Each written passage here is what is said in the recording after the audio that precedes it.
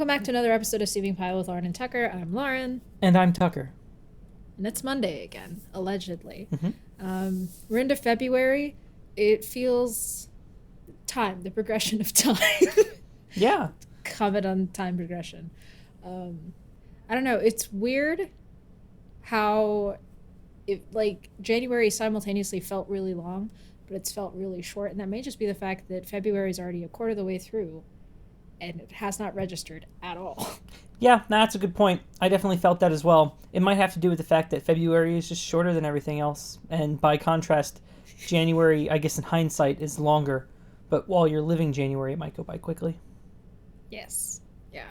February always seems like the month to pick up whatever you didn't do in December and January, but get done everything that needs to be done before April. Because I don't know when you do your taxes, but I tend to do them in April. Mm-hmm. Just because that's when it makes sense to me. Yeah, that makes sense. I try to do my taxes early, but sometimes all the institutions and what have you don't have all their papers in order, and yeah. You can't do the taxes unless you know the taxes. So.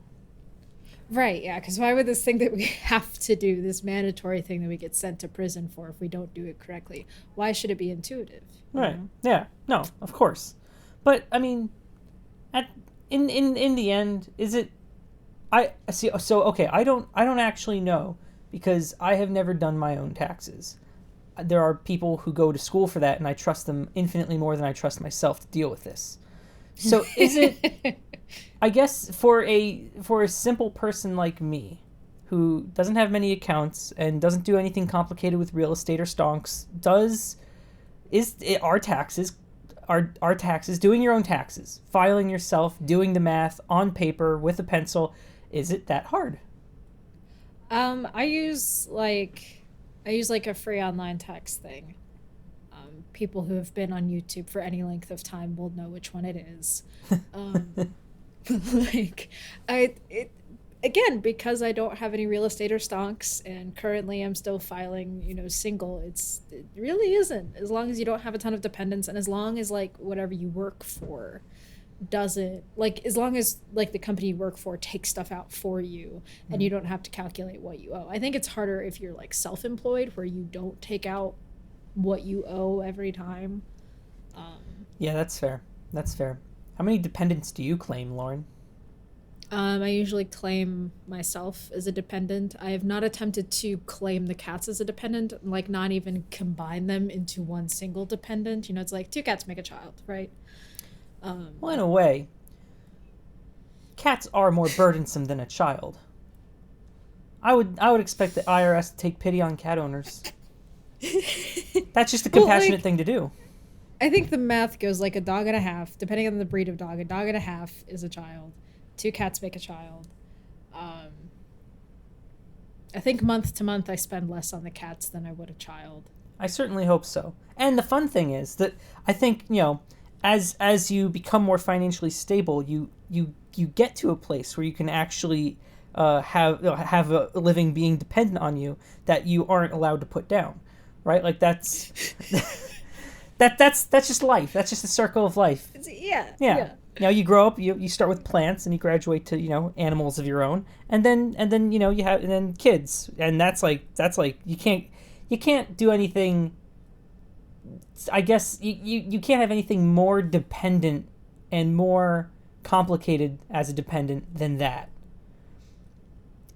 Oh yeah, something that has the ability to not only absorb any mental trauma, but then to perpetuate that onto other people. Because pets can be abused. Yeah. It's a huge issue. Mm-hmm. But who are they going to tell? Yeah. The ASPCA, Sarah McLachlan. They don't really care. They like it. If there wasn't any animal abuse, there would be no ASPCA. Think about that. Exactly. Jobs. Creating jobs. Yeah. We Sure. at Steaming Pile do not endorse animal abuse. Child abuse, on the other hand. That creates artists, all right? That's true. There's a Daniel Tosh quote. You want to beat your kid so hard that he gives you Thriller, but not hard enough. He starts doing children. There's a thin red line you toe. Oh no. We are 5 minutes in. It's true. We're 5 minutes in. We're already here. Where can it go? Where can it go? Okay. I don't know. We're not even talking about like current events. This is just like. It's just, facts of life. Yeah. Here's a question. Yeah. Children might be the most complicated dependent, or is it pandas? Think about it. Just let it ruminate for a second. Let it marinate. Pandas, they're lazy. They eat bamboo. Where do you get bamboo? But once you start growing bamboo, you can't stop growing bamboo, so you can't go in either direction without screwing up. They won't procreate. They're so lazy they won't screw each other. So now you have to deal with that problem. Pandas, as cute as they are, I feel like maybe harder than human children. Your opinion? Well, yes, because typically with children, at least for, first 10 years or so, you can physically, restrain them if need be. Before they run out in traffic, you can grab them. They're about to stick their head in an oven. You can save them from that. They're about to fall into a bathtub, crack their head open. You can save them from that. What happened in your household? Oh, my God. Nothing. If any number of those things happen to a panda, you just have to cut your losses. You can't physically save a panda from anything. That's true. You just kind of hope they're smart enough. And they definitely you aren't. don't have to treat children like those magic fountains at Disney World where you have to watch the water stream from one end to the other, where you've got your pandas just chilling on opposite ends of the room. Jerk off one panda and hope it ejaculates far enough that it lands in the other panda. You don't have to do that with kids. You don't have to do that with kids. You shouldn't do that to kids, I think. No. I think maybe we keep that in pandas. The steaming pile does not endorse child abuse. Yeah. Yeah. We have to say these things. That has to be said, It's, because I understand that, some people, they're fine with that kind of humor, but then other people, they're not, and so it's but obviously it's terrible. Speaking of dependence. Is that, maybe that's why pandas are endangered, just in general. They're just dumb. There's just not much going on up here. Smooth brain pandas. Some animals are slow enough that it's a problem. Sloths, I hear, will grab onto their own arm thinking it's a tree branch and fall to their deaths. What a dummy. I know. How do you make that mistake as an animal whose one job, climb on trees? How do you screw that up? How do you do that? I don't know. I think it's from hanging, and I imagine that after a while they just lose feeling in those arms. So if they do reach up to get something, I don't know, whatever nonsense sloths eat, and then they go back to grab the tree branch and they just grab their own wrist and whoopsie daisy, drop bear. I guess it's not a drop bear. It's a. I guess it's evolving out of them. I guess that's how. Maybe. Soon we'll see a super breed of sloths that will never lose feeling in their arms. Thanks, Darwin. Yeah, sorry, my cat's trying to open a cabinet. What was in the cabinet? It's the cat food cabinet. Oh, I see. That didn't deter you at all. Stop. What is wrong with... I'm also always vaguely worried about any interaction I have with my cats on camera, because I know that some cat owners, they understand that I can hold my arms about halfway up from the ground and the cats will just melt out onto the floor, and they get that that's fine. Mm-hmm. But sometimes when I just scroll through comments on animal videos, I'm just this is awful, why are you doing this? It's this was 30 seconds of an animal's day. Oh, man. Yeah, some people are very particular about how they treat their animals. Some people treat their animals better than they treat other people. Oh, yeah. Yeah. For every animal abuser, there's the exact opposite. There's an animal enthusiast? I don't know. What would be the opposite? Someone who treats their animals better than they treat their children, which in the most extreme case, I don't even know if that exists, but yeah, something like that. I mean, I guess an animal coddler. Okay. Yeah, they exist. Where they're almost deprived of the basic skills the animal should have. Mm-hmm. Where they they become so dependent on the person. Mm-hmm. The cat's trying to get in the cabinet again, isn't she? She is. How is she unable to get into that cabinet? It's just a cabinet. Yeah, no, I don't know what it is. But these are the same cats that when the door to my bedroom is open that much, they still like stick their hands, not realizing that the door is open. They don't have to act like it's closed. Okay, so maybe cats aren't as smart as we thought they were. No. Oh well. No. I don't know. Some animals, I think they learn and adapt. Like I've seen that raccoons have adapted to like cities and how the human presence has affected all of that. But then I've also fallen down the rabbit hole of like the retired Canadian Mountie who feeds raccoons off his back porch. That's some primo content. He just brings like this massive tub of hot dogs, and there'll be a swarm of like 30 raccoons that he just hands these hot dogs off to, and they just grab it with their little baby hands. That's amazing. It's so great. Yeah. Raccoons, I think, are a very, very misunderstood creature. The humble trash panda, if you will. Oh yes. They're just trying to get by. But they're adorable. They're always so adorable. I love raccoons so much. Like the whole trash cat triangle of like raccoons, possums, and skunks. I think skunks sometimes get wrapped up in that. Mm-hmm. They're fantastic. Baby possums are so cute. They have little fingerless gloves. They're like Victorian orphans. We once found a baby possum. We were at like a historic downtown for some city. And there was just a baby possum. And it kind of squeaked, but like a really hoarse squeaking sound. And we just followed it for like 20 minutes. And we finally called like a, not pest control, but like an organization that knows how to handle those kinds of animals. But my sister was like ready to take it home. Like she was like, we can take this box. We can put my jacket in the box. We can put the possum in the box. We can take it home. Yeah, no, and what's amazing to me is that pretty much every raccoon is a feral raccoon, and yet they all look so perfect. How do they do it?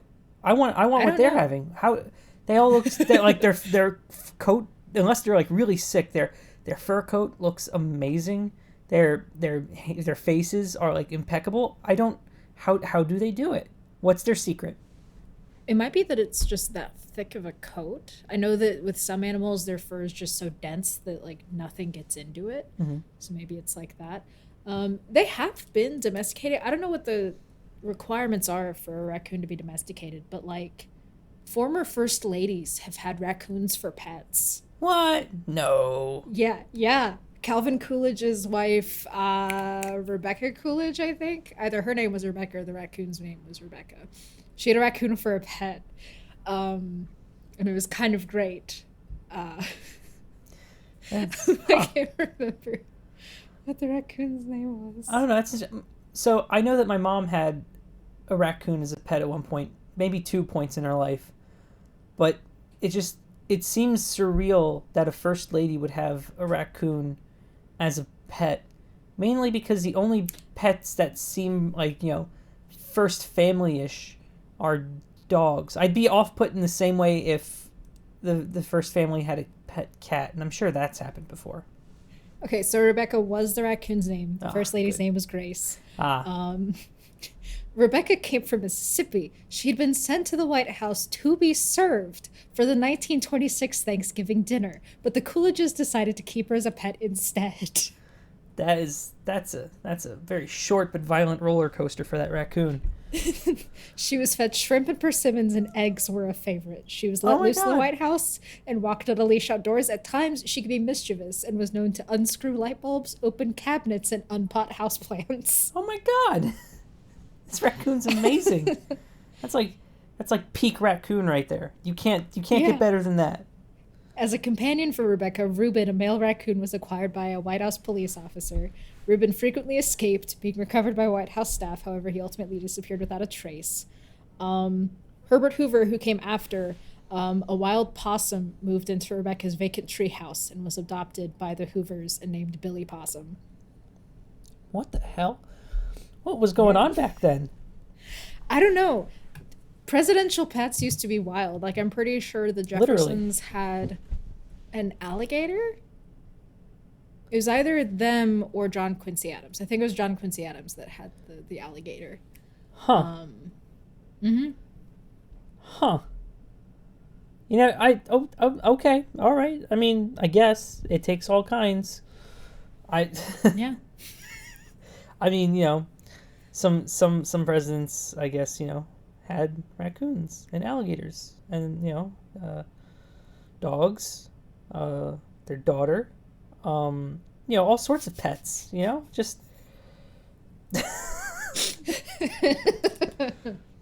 Yeah. It's a long way to go for that joke. But yeah, no, I wonder what owning an alligator as a pet. You can't really domesticate those, can you? I imagine they're very hard to domesticate. Like, I've seen people wrestle alligators and the alligators are well behaved, but that's a very precarious position for a alligator's or crocodile's personality to be. Yes. Yeah. How do you even go about training one of those? I mean, that's really I imagine that's the definition of domestication. How do you go about training something that really only has a brainstem? I don't know. How did they train pigeons to deliver mail in World War I? I still to this day don't understand how homing pigeons work. That's a good question. I imagine it's instinctual, but at the same time, yeah, I don't know. How do pigeons work?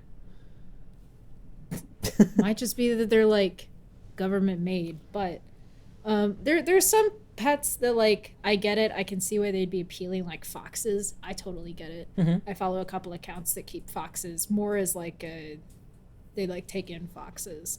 But she also is quick to point out that they're kind of obnoxious and they bite things and they're really hateful sometimes and they're loud. They sound like dolphins all the time. So that's when I'm like, yeah, no, that's fine. But like, I'm so glad that we as a society moved past keeping like chimpanzees as pets. Because I don't think those are meant to be kept as pets. Yeah, no, they will kill you. Yes. They are intense creatures. They will rip your face off. Yes, and not be taken down. Yeah. After being shot at point blank range by a police pistol. Yeah, and they'll sleep well that night, knowing that, you know, couple fewer humans walk the streets. They'll sleep like a baby. I feel like I've mentioned this the last time we talked about chimpanzees, but there are certain places like forest preserves, I think, where you can't bring children under a certain age. And you can't keep them in like baby backpacks because they will be kidnapped and eaten. That's pretty cool. That's really cool. It's one of those things where it's like, that would be so cool if there weren't any consequences. I mean, the consequence is what makes it cool. The monkey will take and eat the child. That is metal. That is cool. Are you kidding me? Oh my God. They made a rule. You know why they made a rule? Because it happened before. They don't just make rules for fun, right? They think, it'll be fine. What's the monkey going to do? Take the baby? Yes. And that's why they have to say something. That is a fun fact. That is a fun fact. I'm gonna verify it because not that we've ever really used notes in research. Who needs that? We're not journalists. I mean, even journalists. Come on now. Be real. I hope it's true. You built this up. I know. Like, apparently, this is from National Geographic from 2019. Article's titled, "I'm scared all the time. Chimps and people are clashing in rural Uganda." That's so recent.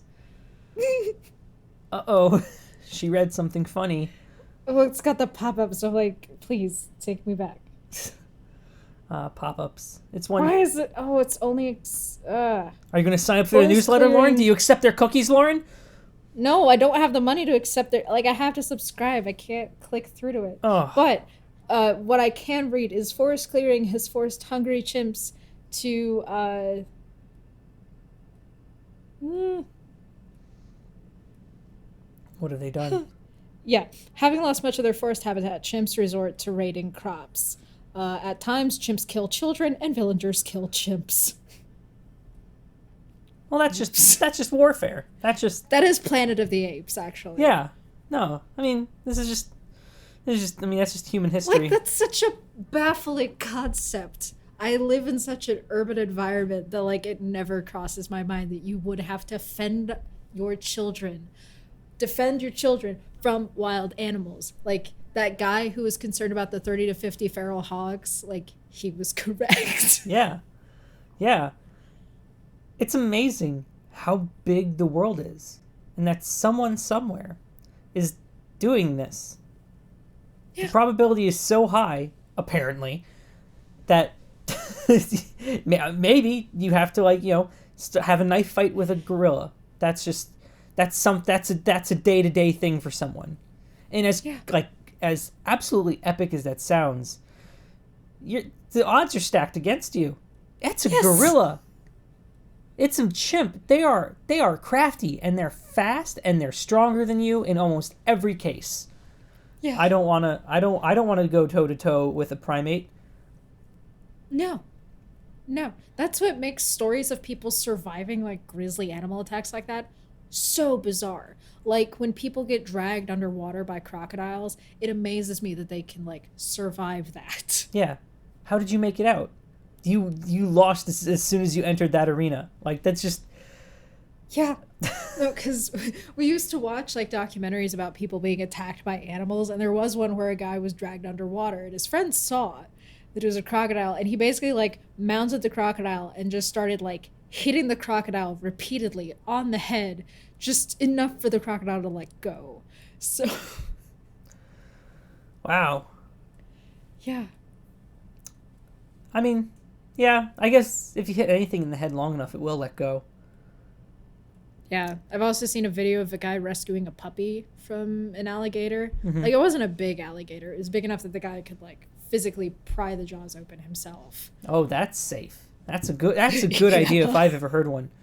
I would that's another cut your losses moment for that puppy. Puppies are cute, but you know what's also cute? Having both of my hands. I love these guys more than I could love any puppy. I'm sorry. That's just call me selfish, but I like my hands. I do too. Yeah. I'm always fascinated by people who just choose to do things, and I recognize that to some extent they don't choose to. Mm-hmm. It's probably like a blackout moment where they wake up, 3 hours after it happened, and they're like, "Oh, I saved the puppy? Okay, sure. Sure I did." I'm that kind of person. That's good for me. I think there's a point where adrenaline just replaces all cognitive function. Mm-hmm. And something else kicks in. It'd be the kind of thing that'd be amazing to study if it didn't require, like, crimes against humanity.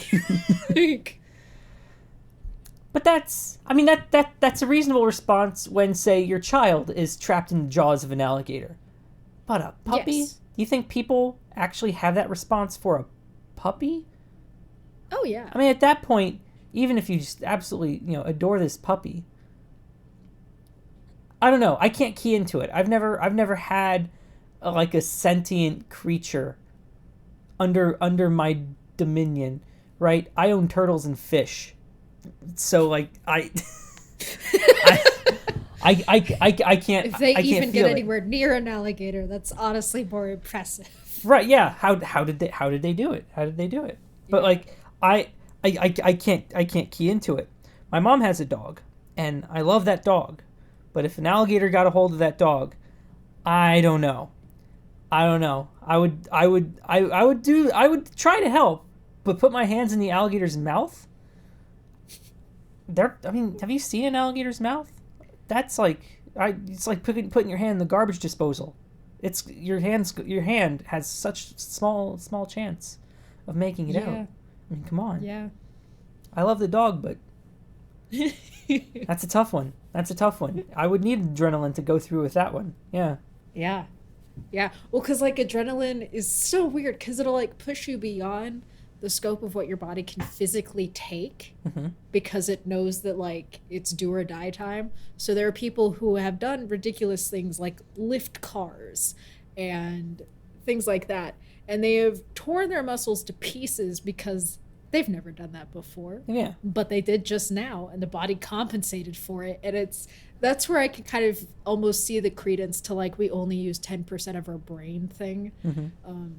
Like we obviously use more, but the idea that there's a whole reserve of strength we just can't tap into on a regular basis Yeah. is the weirdest thing. Yeah. It's a good thing everybody can't do that. Because if there were just, a couple of people who could, I mean, that's superhero, right? Then you start to move into superhero territory. And, I deal with comic book representations as superheroes. It's like, yes, they'll save the planet.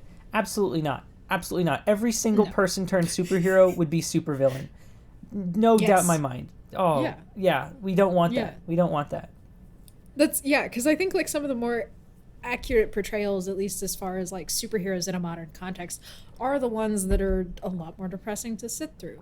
Like Chronicle. I think Chronicle's pretty accurate. If 3 teenage boys figured out how to do, or just woke up and they had telekinetic powers, probably work out like that. Yeah. I think Watchmen to some extent is accurate, at least in terms of like, oh yeah, no, the superhero is definitely American. He's super American. He's on our side. Viet Cong better run because we have Dr. Manhattan. Or it'd be like Homelander from The Boys. I don't watch The Boys, but what I've seen of Homelander, he scares me to death. Conceptually, in execution, it's very effective, but yeah, superheroes would not be a good thing. You just kind of hope for the best if someone gets abilities. Hancock, for example. Yes. That's a movie that people generally didn't like, but it still exists. And a superhero like that, like he's not going to like go out of his way to help. He's just going to do what he can, and sometimes it's not just going to. And that's honestly, maybe Hancock is the best we can hope for.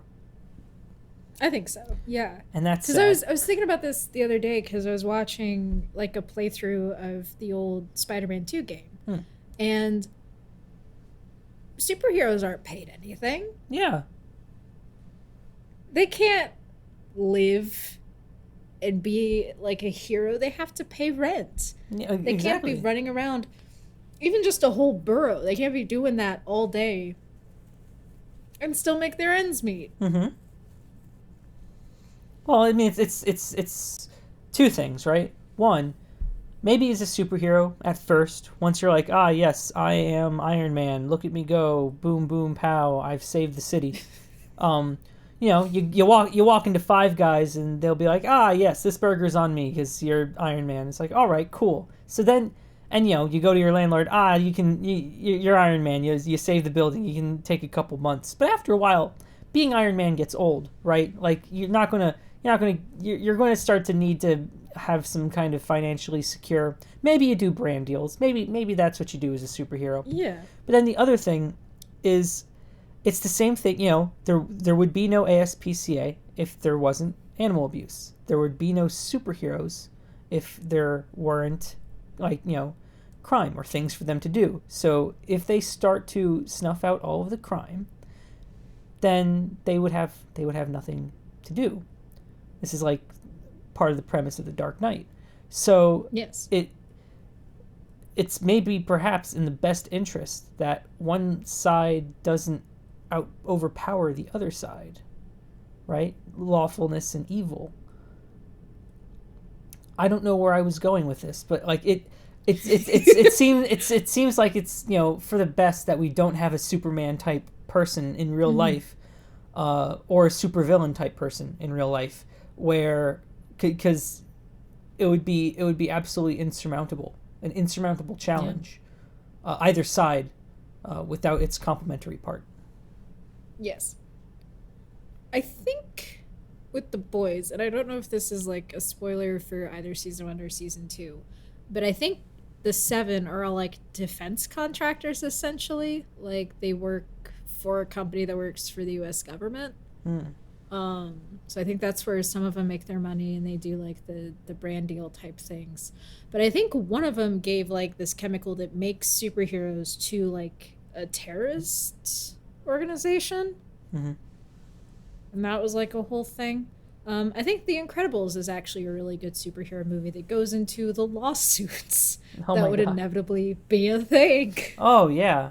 There's so many problems with just being a superhero where no one else is a superhero. Yeah. Or like, being a wizard in a place where nobody is a wizard. Right? If Yeah. like it's cool to be special, but if you're too special, then, beyond everyone just being, a little extra jealous, like, oh, I wish I could, like, levitate or something.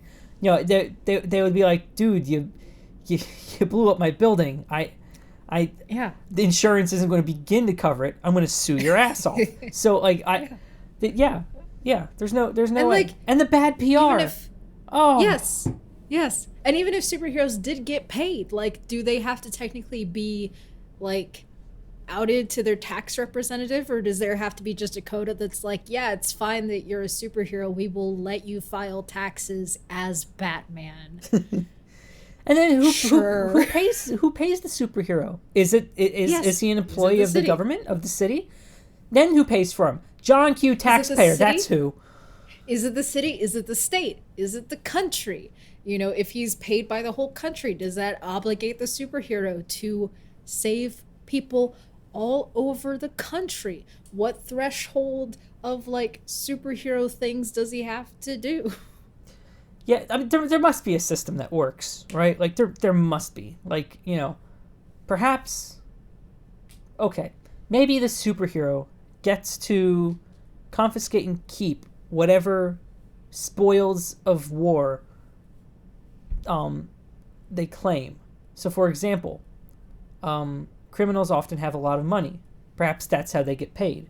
They just take all the money from the villains after So like dispensing them. police. Yeah, kinda. Except, do they actually use the money that they confiscate? Drug money, yeah, civil asset forfeiture. Oh, there you How go. do you think they get police Lamborghinis and police Teslas? That's not paid for by the taxpayer. That's Dubai.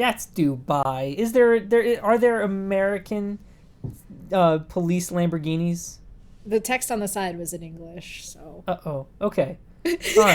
All right. Yeah. Okay. I've played Need for Speed Hot Pursuit 2. I have driven a police Lamborghini before. But okay. All right. Okay. So, sure, like the police. It's like a one-man police, which, now that I've said it out loud, isn't probably the best idea. And then it's like RoboCop. Yeah, that's exactly what it is. Just maybe, with some stupid gimmick, like, bats or a cool shield or something. I don't know. If you look at superheroes, like, some of them are just like, that's a pretty weak idea. That's a pretty weak idea, Stan. I don't know. Like a Hawkeye, he's Yeah, I don't know how they got any mileage out of that. yeah. Oh, the Russian one he was into. Even though he had a full family. Oh God, the one. Yeah, because What's like her with name? Hawkeye, Black Widow. Black Widow. Yeah, because like at least with Black Widow, like she's a spy, and she's essentially, I think some of her variants have her in almost a Captain America like situation where she's also enhanced, but that might be her husband. I think her husband's like Captain USSR or something. Oh. But like with Hawkeye, I'm like, that's lame. But Green Arrow in DC Comics, I'm like, yeah, of course. That makes sense. I think it's the outfit, honestly. When I see Oliver North in like the Robin Hood hat, I'm like, that guy's a superhero. Yeah. No, I don't know. Just sometimes, and I guess I'll give it to.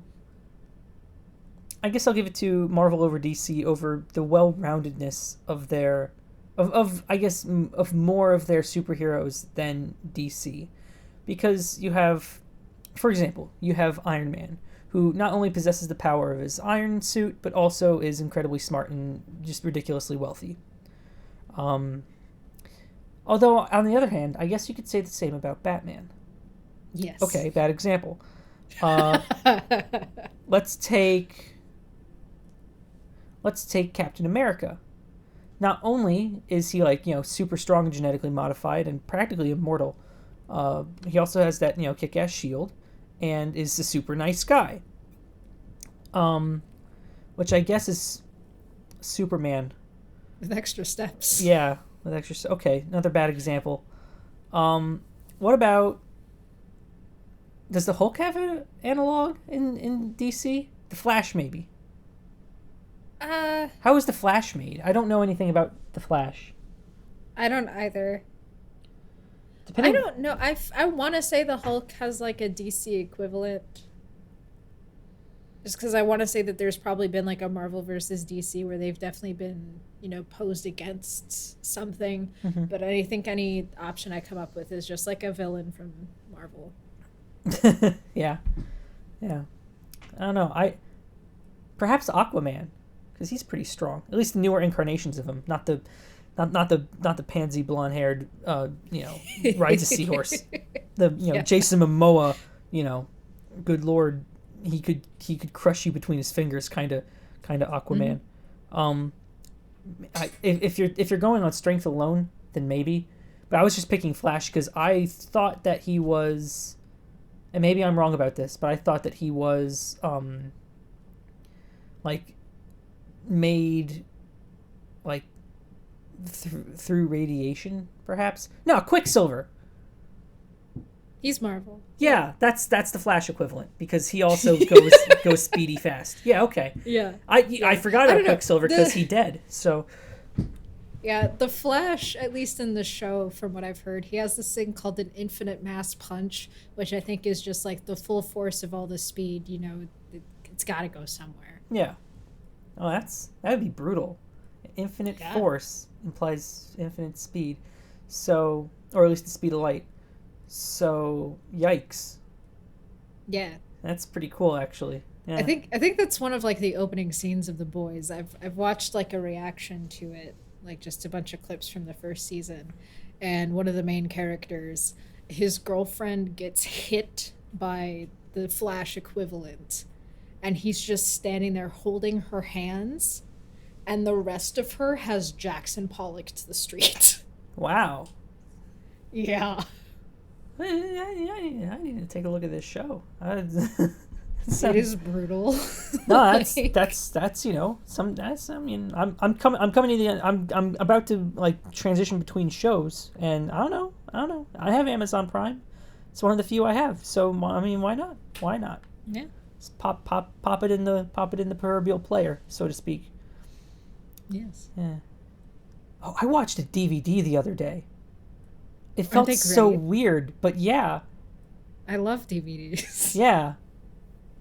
DVDs and Blu-rays in general. I know we've talked about this, but I actually put one in a machine.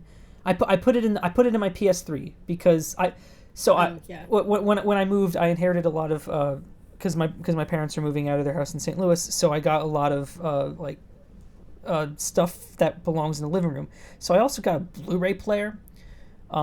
It's this over-engineered thing that it's a Blu-ray player. It of course plays DVDs and CDs as well, but also it can connect to the internet and across the network and do some really hand-wavy weird stuff that you don't really expect, nor do you really want your Blu-ray player to do. No. The PS3 can do it as well, and that makes sense because the PS3 is basically a computer. But the Blu-ray player, and it's a chunky boy too. And also it has a label that says on the back of it says powered by Java, so it's good.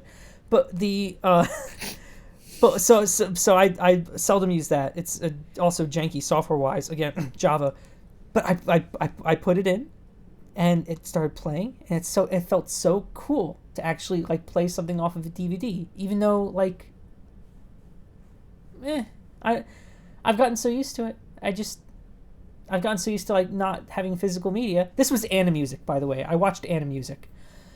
And if you remember what Animusic is, that Oh, The vaguely. yeah, where like the opening one is like the balls going back, bouncing on the string and making music and bouncing on the marimba pedals. It's what the Winter Garden marble machine is, but Yeah, in like the more 3D. you said Anna music, the more I'm like, yeah, I know what that is. Yeah, back then the graphics were so good. A lot of people thought like, "Oh my God, is that real?" And now when you look at it, it's like, "Oh, that's really fake." It's yeah, it's the same feeling you have when you see like a baby in like a toy, like a Pixar movie from the late '90s, Oh yeah, versus seeing a baby like now. yes, yeah. No, oh, yeah. But yeah, just DVDs, Blu-rays. It's nice to have physical media. Oh my God, did you watch the Super Bowl yesterday? I didn't. You didn't. Do you watch TV in general? Just television. You plug it into the wall and it's television. I don't have like cable. I honestly haven't kept up with like current TV. You're not missing much.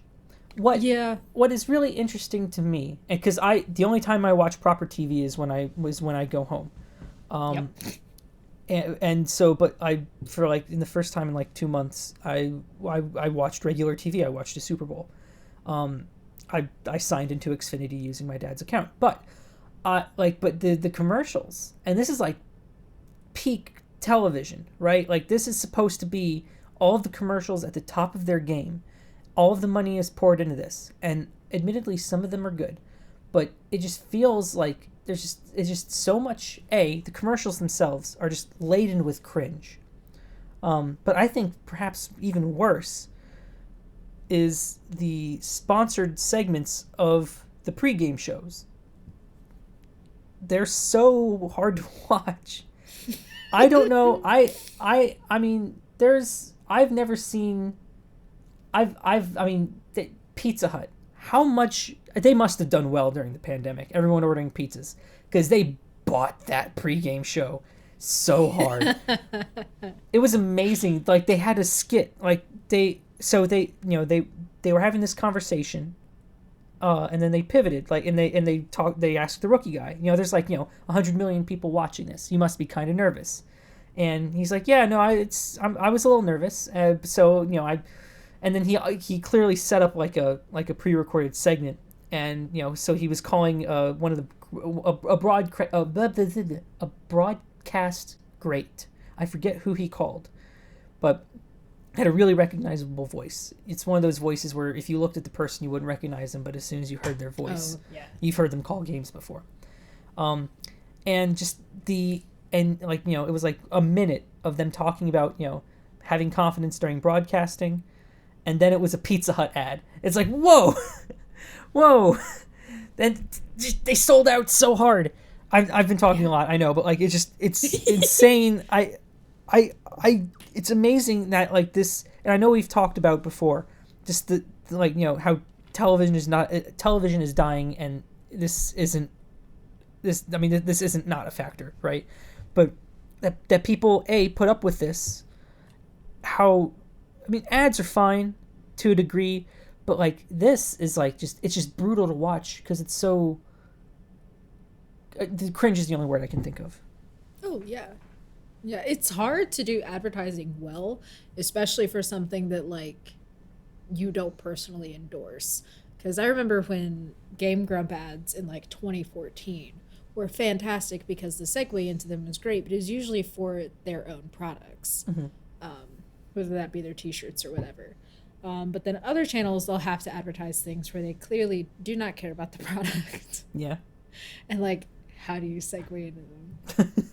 It's an ad read, man. And I wonder if it would be better if people just reverted back to like, hi, this is an ad read. Please endure this for 30 seconds. Yeah.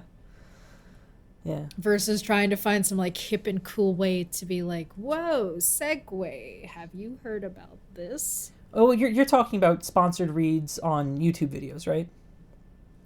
To some extent, because that's really what all people watch now.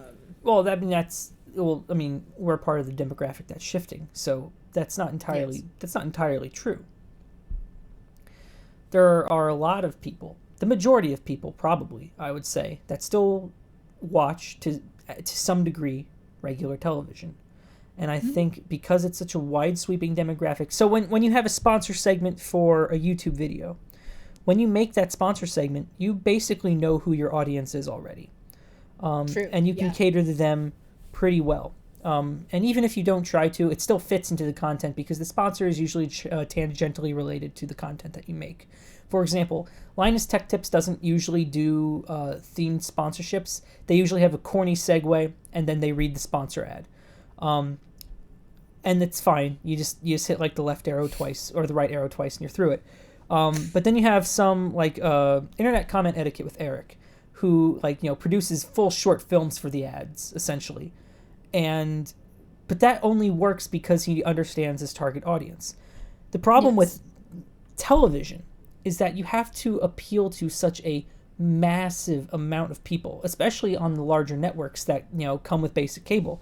You don't really have room to be creative in order to appeal to the mass market, right? Yeah. I'm trying to think of like the last great commercial there was, like both in terms of I remember what they were selling and I actually cared about the commercial. Yeah. Unfortunately, and this goes back to what we were talking about 2 weeks ago, how sometimes when things are bad, they're more memorable. That garbage Grubhub ad, right? It's so like just mind-numbingly horrible that you can't forget how bad it was. And they ran the ad during the Super Bowl and had different music, which is, I thought, kind of funny. It didn't make it better. Like, oh yeah, that was the problem. Yeah. The music was very bad still, but I don't know. The best Super Bowl ad, at least the one that I remember the most from last night, was I don't even remember the company. I think it was Ford. No, it was GM. It was General Motors, and it was Will Ferrell getting upset that Norway had more electric cars than America. And it was like a 1.5-minute ad. It was really funny. And it was all it was doing was advertising that they would have like 35 new electric cars by 2030. Yeah. But it was a really well done ad. But those are very, very rare, I think. And it didn't even really take any creative chances. It was just pretty good. Yeah. I think historically I have enjoyed the Doritos commercials. Oh, sure. Like the one where the kid builds a time machine that runs on Doritos. Mm-hmm. That one was pretty good.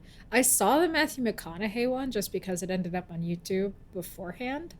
That one was okay. Yeah, it's all right. Do not attempt if you're a 3D person on the bottom in the fine text. Yeah. No, because I saw the fine text and he was crawling into the vending machine and I read it. And it's like, don't attempt if you're a 3D person. Oh, I guess that's everyone. Yeah. Yeah. But the time machine Dorito one, that was a submission by someone, wasn't it? I think so. Okay. I think so. And there are some that like I kind of remember what they were and were about. And like I think they were Super Bowl ads. Like I want to say there was like a Budweiser ad that's probably 10 years old now. And all I remember was it was like kind of a nerdy guy and like a really hot girl and they kiss and it's like a really obnoxious up close kiss.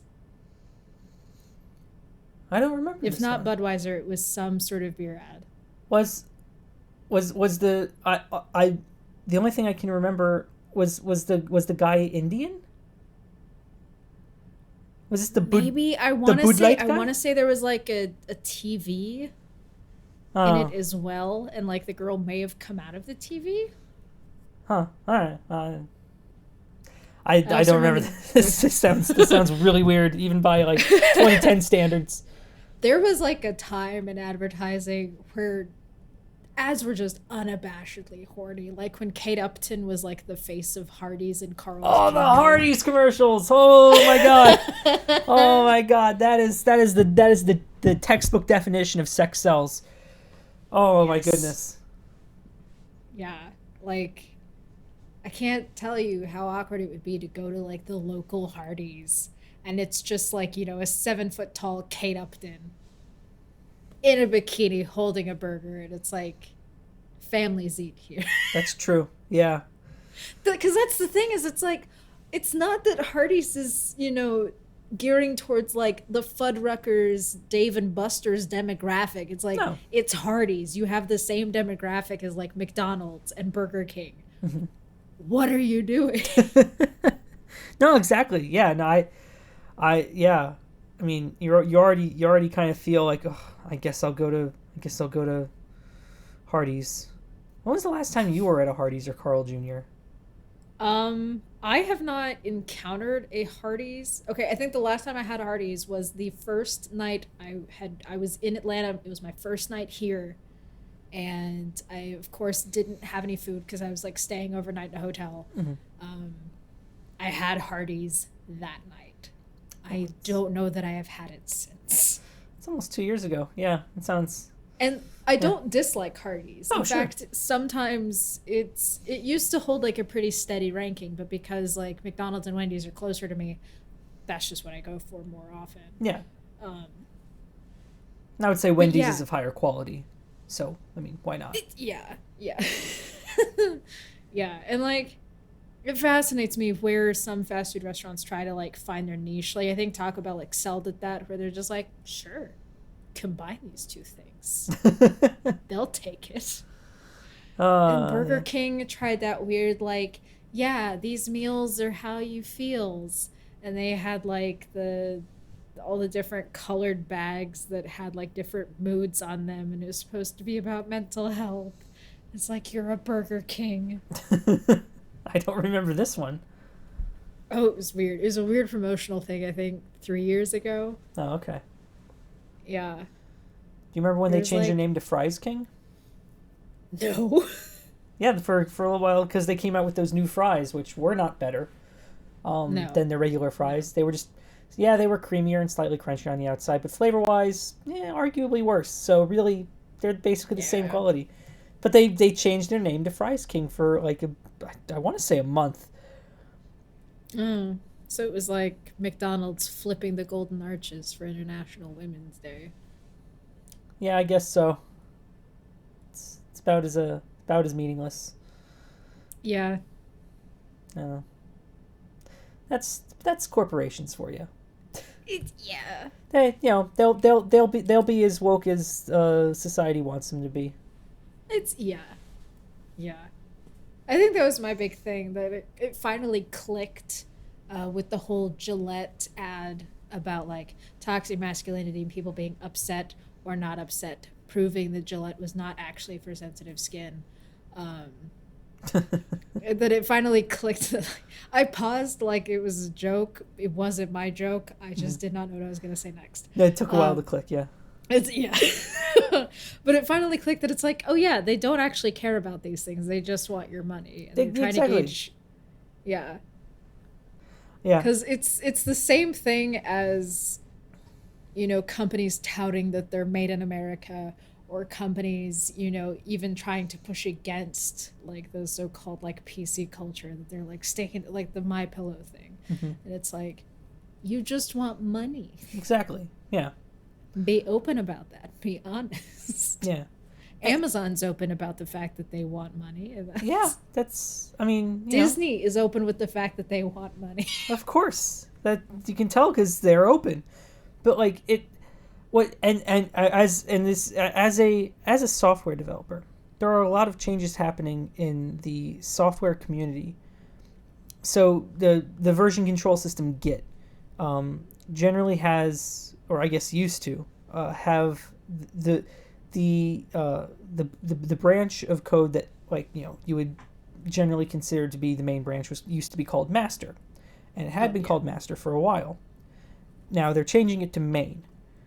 What is interesting is that in this context, there is no notion of a slave branch, none at all, right? They're just branches. They're named branches. They're release branches. Sometimes they get merged back into main, into master. They've already indoctrinated me, but like it's, but like it perhaps, like, you know, in the case of there are other computer things that follow the slave master protocol. Maybe we change those, but at the end of the day, that doesn't do anything. That's not what needs to happen, right? Like changing the names of these things, where of course everywhere you look, right? Context will always matter. That's not what needs to change. It never was a problem. At least not in my mind. Like, calling the master branch of Git the master branch, that doesn't instill a deep dark hatred of minorities in my mind. When I say merge to master, that doesn't mean anything to me racially. I can't imagine how it could mean anything like that to anybody. And maybe it does, but I can't see it. I don't understand. I don't understand that. Yeah, and it does make me wonder, like, who put forth the idea? If it were a, like, council of black programmers, and they're like, hey, it is better for us if we don't have to stare at that word when we're programming. I don't know, but I know that for me as someone who doesn't deal with code a lot, that's a thing that I'd forgotten was a thing until you mentioned it. Yeah. So I don't know. And it's I think it comes down to, like, performative activism. It's like what makes it seem like we care, so we can just push, like, the big thing off. It's like that comic where it's like, all right, time to do my tasks for the day. Organize yourselves in smaller to biggest. By the time it gets to the biggest task, it's like, nope, that's all for today. Yep. No, we're not going to actually do anything. Yeah, no, that's exactly right. And I can tell you that it was not the council of black programmers that decided to, like Nia said, oh, we have a problem with this. I'm pretty sure it was, Linus Torvalds wrote Git, and then GitHub is probably the biggest. GitHub and the Linux kernel are probably the biggest users of Git, and it's also used across the world by everyone everywhere. So like I can't imagine that Torvalds, just knowing a little as I do about his personality, I can't imagine he cares. Like he's probably of the opinion that context matters, and this will not do anything in the main in like the the grand scheme of things. But GitHub has changed. GitHub, who I guess is owned by Microsoft, wanted that performative wokeness.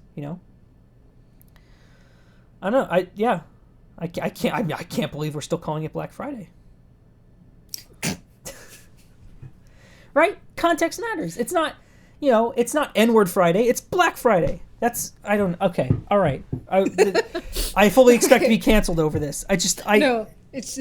That's not what needs to be changed. That's not what needs to be changed. Yeah. It's almost like a slap in the face to the things that do need to be changed. Yeah. Oh, yeah. Yeah, where it's like, this thing, not a priority. This thing, this we need to fix. Yeah. No. The whole idea of performative activism, it's maybe like critically evaluate like how I use what social media I have, to where it's like, am I doing this because it's an issue and I think people should know about it? Or is it just so people like assume that I'm like well read and abreast of the issues? Mm-hmm. And it's, especially if I'm sharing it to an audience that generally agrees with me and probably knows already. Yeah. People are so afraid of being on the wrong side of history. Yeah, and it's... I don't know, why are we measuring... Like, we should measure, like, a person by some of the things that they do and making sure that it's consistent. But if it's all we are expecting them to do is to just do things in accordance with what we think they should do, well, then they're just like a drone. They're not actually acting of their own personal philosophy. They're acting out of their own best interest. Yeah. No, that's very true. Yeah. And is philanthropy done at like the barrel end of a Twitter account? Is that philanthropy worth anything?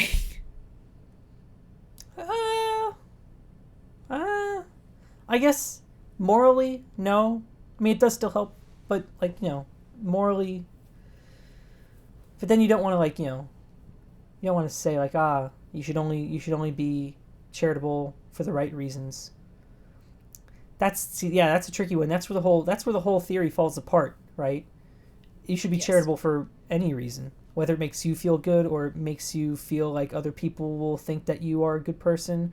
And like if you're doing it for all the wrong reasons, should you still be doing it? And the answer is yeah, probably. Right? Like Yeah. I mean, yeah, Yeah. charity is charity. So I guess that's where it all falls apart. Mm-hmm. Yeah. I guess I come to it with like the well, because like in like Protestantism, you're supposed to tithe. You give 10%, but it's also like give with a cheerful heart. Don't do it under compulsion.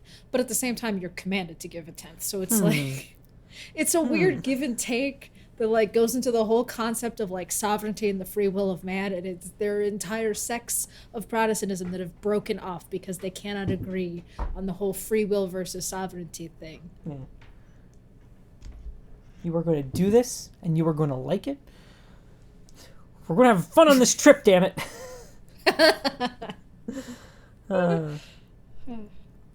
Yeah, I don't know. It's just as it's just you can't help but just grab a thing of popcorn and just watch it all unfold.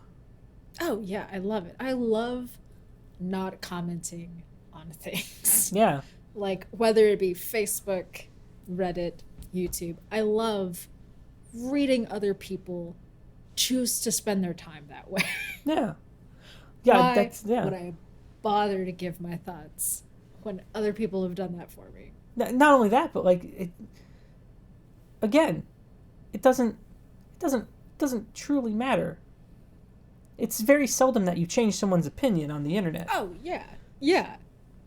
You just scream Certainly into the not void. in the comments section. Yeah. Yeah, you have a better chance of changing someone's mind by having like a successful YouTube video essay. Yeah.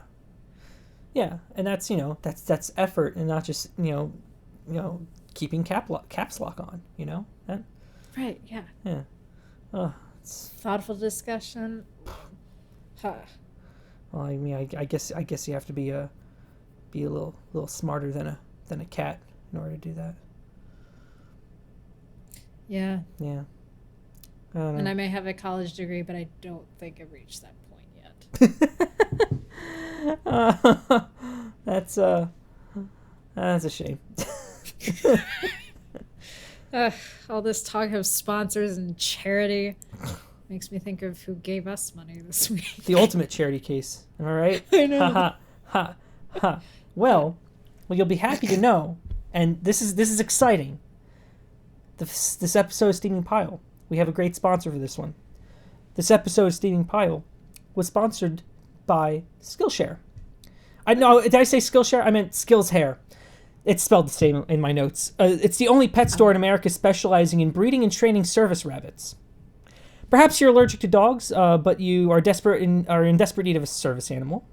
What are you going to do? Buy a service cat? I mean, they're just going to try to open cabinets. So and they also don't make those. Imagine trying to make a service cat. The sole mission of the cat is antithetical to the whole service animal thing anyway. So rabbits, on the other hand, they will stand by you through thick and thin, and you can always count on them when you need them most.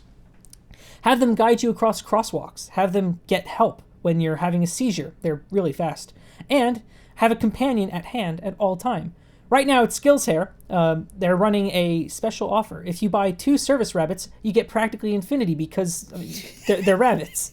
So go to skillshair.net. The .com was taken by some educational website, and get your rabbits today. Very nice. No, I like that it's a renewable resource. Yeah. Rabbits are the ultimate renewable resource. Oh my goodness. It's a bargain. Yeah. Yeah. And the rabbits are trained to train the other rabbits. It's rabbits all the way down. Yeah. Yeah. Look at that. It's like a natural hierarchy. Well, thank you, Skills Hair. Yeah, thank you, Skills Hair. Well, it seems we have sifted to the bottom of this steaming pile yet again. Yeah, this one was extra steamy. It was, yeah. But that's how I like it. Yeah. I think we all do. This has been Steaming Pile with Lauren and Tucker. I've been Lauren. And I've been Tucker. We will talk to you all next time.